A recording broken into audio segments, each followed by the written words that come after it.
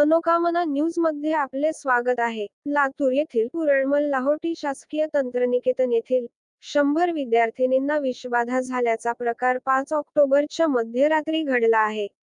याबाबतची माहिती अशी की, लातूर येथील पुरळमल लाहोटी शासकीय तंत्रनिकेतन येथील मुलींना जेवणानंतर मळमळ आणि अस्वस्थता वाटत असल्यामुळे महापालिकेच्या आरोग्य पथकाने शासकीय पॉलिटेक्निक मुलींच्या वसतिगृहाला भेट दिली.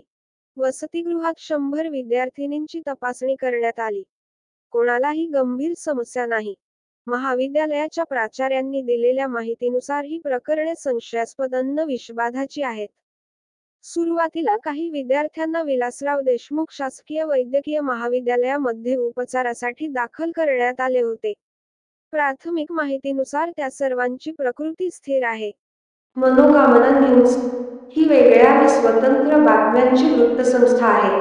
बातम्या आवडल्यास चॅनलला सबस्क्राईब करा, बेल आयकॉनचे बटन दाबा. धन्यवाद.